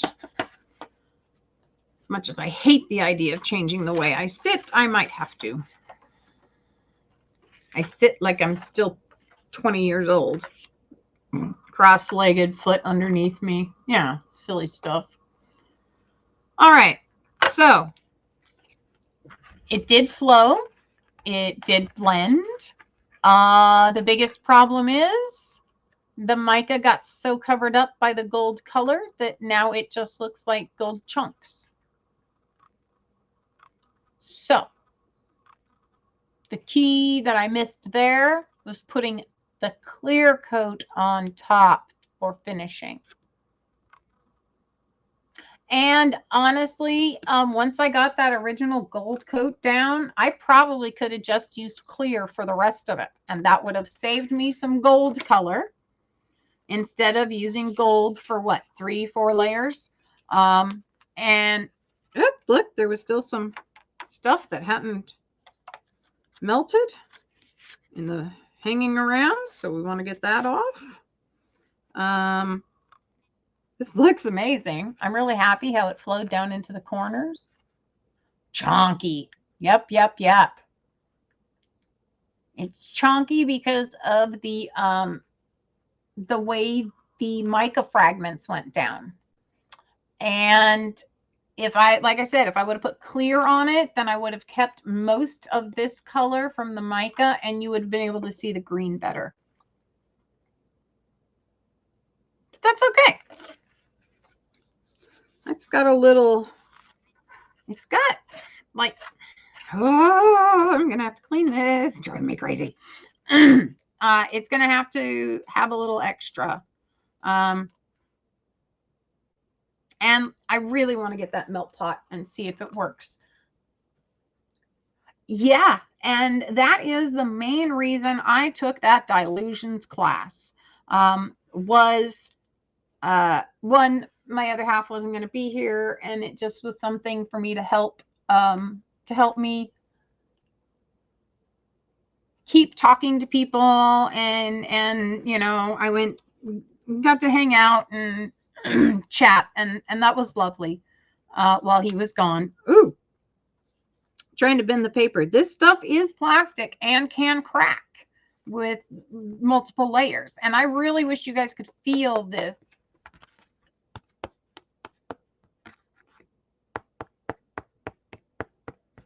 That is thick plastic. It's not as thick as it can get if you're using the right materials. But yeah, I'm really happy with it. And I got these new pens I have to talk about. I did get them through Spectrum, but I know that they have to be available for you guys out there. They come in a 2-pack. I believe they are put out by the same company that puts out Jelly Rolls. And these are called Glaze pens. Now, they come in other colors. There's a whole gloss set, and then there's a whole another set. Oh, 16 gloss. Yeah. So they've got 16 colors available. I'm excited to see more. They're put out by the same company who does Jelly Roll. I get them from Spectrum Art Creations for $5 a pack, which makes it $2.50 a pen. The pens, I I feel like I'm going through the ink quickly, but I've also done all of the white and all of the black on this board in these. And that's over the Dylusions powders that have been set. And this is on a tag that's a board. Yes, I love them. This is the effect. Now, the white takes a few minutes to show up. So we'll do a quick little thing here, and then I'm also going to do it on the paper. But I'll show you the white. Where do I need some more white stuff? So let's go on this side and let's make some white happen. So I'm going to put some on. It's going to look kind of milky. And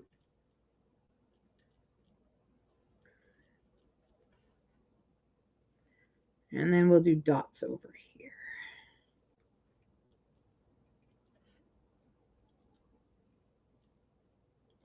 Okay. So I wrote over here, do you see those little milky spots? You just watch those little milky spots. We're going to get the black pen out, and I'm going to do a little black as well. In the same corner, we're just going to use the same spot. I'm going to go over the white with the black because I want little black swooshes in here.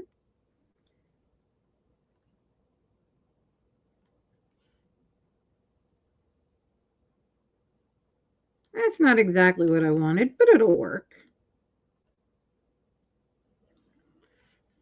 And we'll do a dot here and a dot here and a dot here, a dot here. And then we're going to add some black.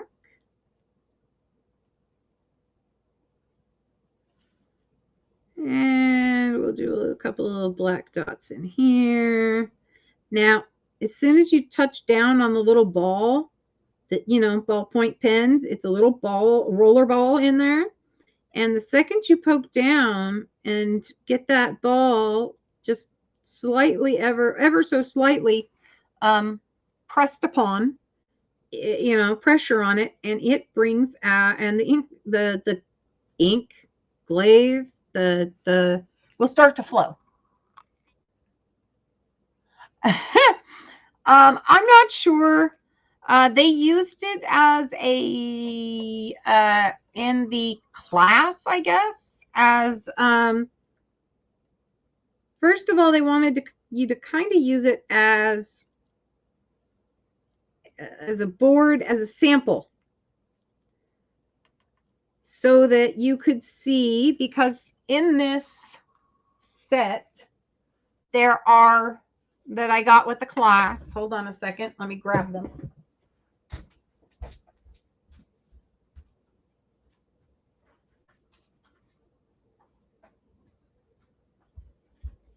So the idea is that this is she designed these stamps to look like quilts.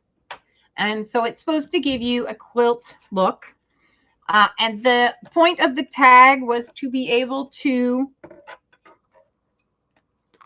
swatch your new stamp set. Also to use the new Dylusions dust. It was a class to teach that. My design, my being able, unless I have totally planned it and have spent days planning where the pieces go and exactly the distance they should be apart, I really can't do anything straight. And if you'll see over here, our little test area, those white patches I put in, and this one's almost there, are starting to turn white. So it was that. Also, then we did some on the cards with the sealing, with the plasticky ones, the rocks. The rocks on the diamond rocks on the hexagon tag, square little cards, were supposed to be put here. Personally, I want to know why we can't do diamond rocks on the board. They didn't talk about that at all. For me, the biggest problem, of course, is the heating. But who knows? You might find there are ways for doing the heating that might work differently. And then these are my own doodles in the corner. And some of these I really couldn't see after I sprayed the Dylusions dust with the water to really feel like it sat. It ended up running the stuff too much. So I put my own designs in the things. I kind of followed what I could see still and then just made it my own. And I'm really looking forward to posting this. I want to do some of the gold techniques up above. And then, oh, thank you, Leanne. And then I think I might be done with this. The other side, I'm not sure what I'm going to do with yet. I know a lot of people like tags to put on gifts, or just, I guess, in your journals or in your books. I'll make a special like tassel for it, and then I will probably just hang this in my place somewhere in my crafty area as inspiration and ideas. I was very happy to have these bottom two corners to experiment with the glaze pins in my own doodling design type. So they do get a little thick. I don't get as fine of a line as I would really, really love. But I also know that if I was to take this and do the white and find my right tool, my a pokey tool that I have, I could probably do some drags into it and really, really get some great effects. But I'm not there yet. You know, we got a lot of crazy stuff going on. But these are the glaze pens. I'm looking forward to using them in my watercolors, in my acrylics, and all other types of mixed media stuff that I do, because I do a lot of it.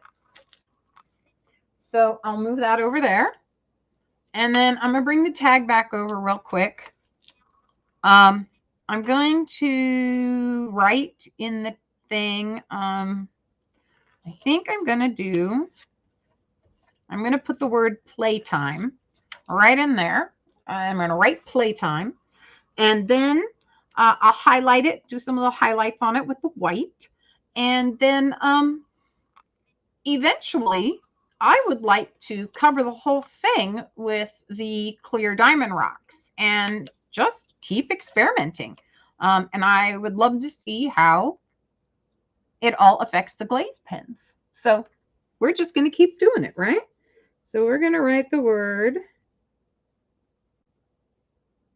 And it's got a little bit. Oh, wow. It got a little bit of the embossing powder up in there, remember? And it's causing the pen to not write correctly because it's not being able to get absorbed into the paper. It's hovering on the plastic.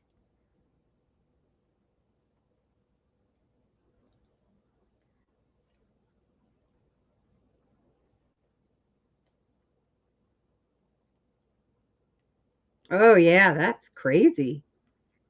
Okay, so the glaze pens don't like plastic. Interesting.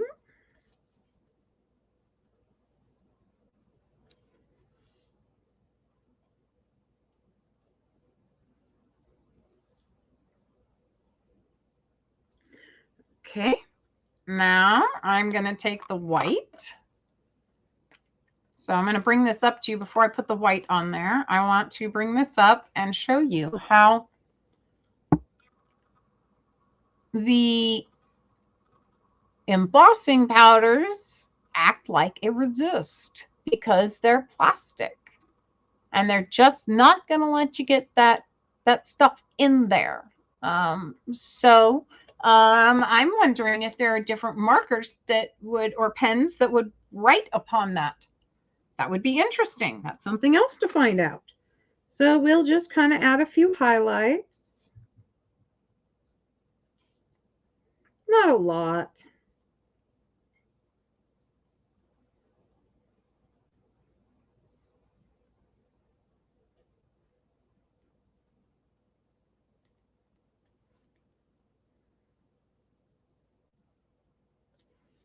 All right, and then let's put the other highlights in. And this isn't really highlights like highlights, you know what I mean? I'm just having fun putting color in different places. 90% of the time I can not get, it's something I need to work on, shadowing correctly. It's one of those techniques that's just difficult for me. Remembering which direction the light is coming from. There have been times I couldn't remember where the light was coming from, so I actually drew where I thought the sun, and then the brights are on this side and the darks are on this side, and I had to do it to be able to get my picture right. And there are times when even I did that and I didn't get the picture right. So yeah, I like to, when I practice with new things, I really do enjoy doing more than one technique on a tag or on a sample bit. So I understand not only how the things work with what they're designed to work with, but how they work with other things that I might have. And that white is dark, is coming through, starting to dry. The more it dries, the darker it gets. Well, the whiter it gets. And that's my little playtime thing. Let's see if she'll focus.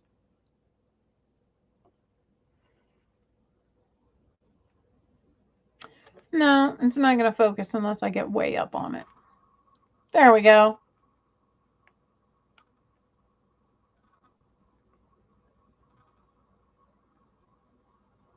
So I've mixed colors. I have used the embossing brush bit. We've got metal to stick within the standard embossing powder. We learned our lesson.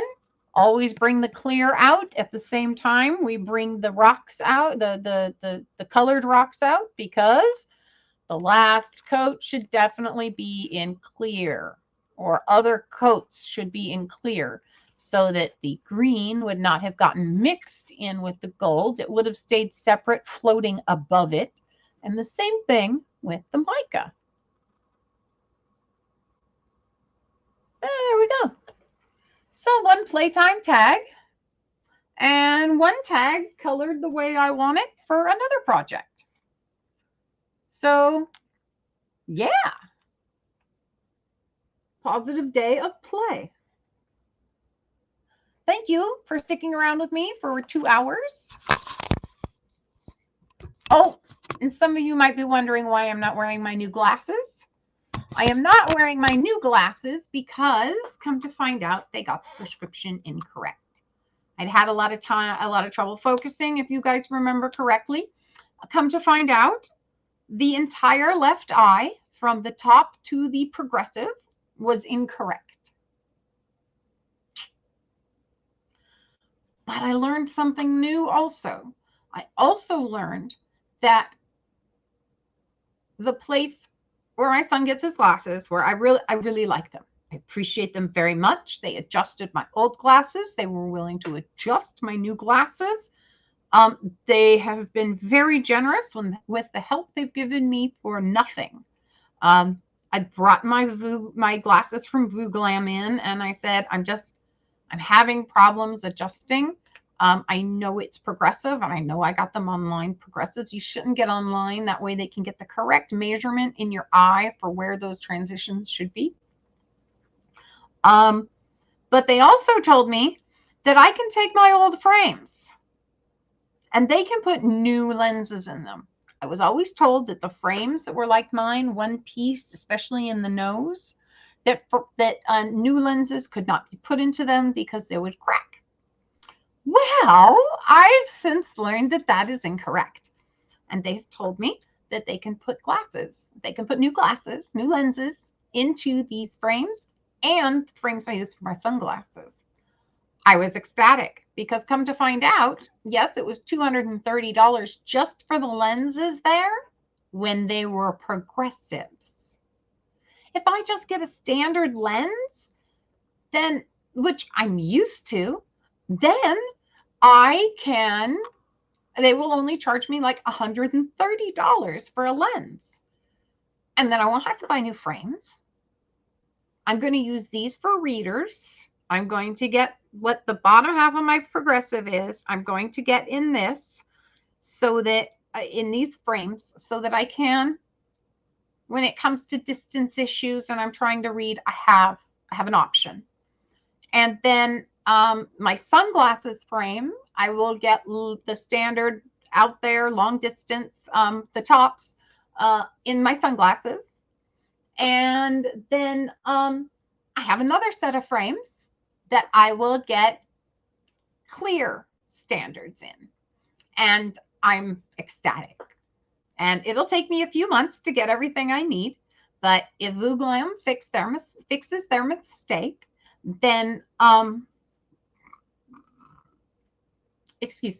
then I will have a regular pair that'll work. And the sunglasses will be the next ones because I need those so desperately. I cannot go outside. And there are days, I have black curtains and I pull them up so I get light in here for my shows. And there are some days I can leave them open. I'm not as sensitive, but I'm sensitive to light and to sinus pressure and to anything that changes my head space. And so the sunglasses are a definite must. Without them, I cannot function in the outdoor world. So get Vuglam fixed, work on sunglasses. Next month I have to pay the cell phone bill, so of course nothing will be ordered that month. But that's okay. I'm getting there. And I've done some great reorganizing that I'm quite proud of. So things are coming together here. Like I said earlier, I got my son to help me with the yard yesterday, which, yeah, I was very grateful for. So we've learned a few things. Always bring the clear. Always bring the clear. Because I would not have put that many layers of the rock, of the gold color.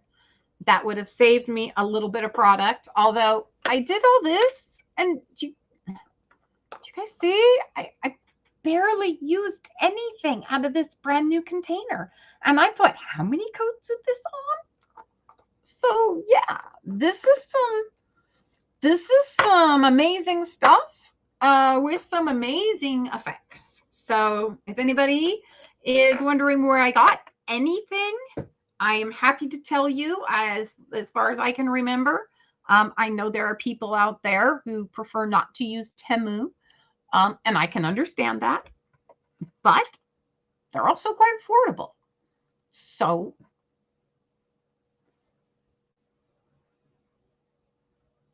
weigh it for yourselves and choose what makes you feel the best.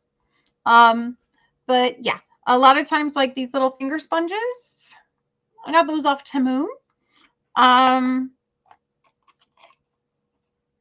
I got a stack of like 6 or 7 multicolor pads, and the whole entire thing only cost like $3. I can't get ink pads for that price. And this gives me the ability with these little daubers. That's the other thing I really like, is that I have never made stamps that I don't know how to describe it here. This hasn't been used, so I'm going to fold it in half. It's one of the little hoobies, but I'm going to fold it in half, and I'll show you what I've never been able to do. I have never truly been able to do the stamping system that you use when you can make things change color by the with the shading. So you start out with the dark and you stamp it. Oh, here. Back down to the bottom. And you stamp it. You can barely see that, I'm sorry. But then being able to take another shade and go in with like just the corners.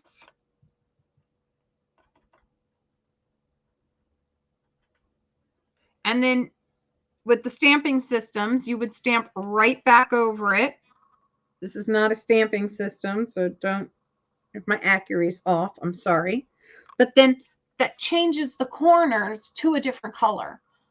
It's the shading. Stamping with shading. That's how to describe it. Stamping with shading. It's something I haven't been able to do because I didn't have all the shades. Well, now I do. And with that little finger dauber, it will fit right there within each color. Let's see if I can get this right. There we go. It's just the width of each color. And so you will be able to pick one up, put it in, pick the other up, put it in, pick the other up, put it in. And you will be able to have shaded stamps, stamping. So it's something I've been trying to get towards. And now that I have these, it's something I will be able to do in the future. Anyway, all right, guys, it's been over 2 hours. I appreciate each and every one of you for sticking with me and for sticking with the replay. If you do, give me a thumbs up, give me a subscribe, leave me a comment. I read them all and do my best to get back to you. Yeah, next week we'll see what we find. This has been great experimenting so that I can finish a project. So thank you everyone again for your patience. It's been lovely. Good job, Leanne. Time to get moving. Get that cup of coffee finally kicks in. All right. If anybody's ever in Southern Oregon, please send me a message on Instagram. I will happily meet up with you for coffee somewhere or give you an opportunity to buy from my stash. So yeah, I'm open to lots of stuff. So please Instagram me anytime.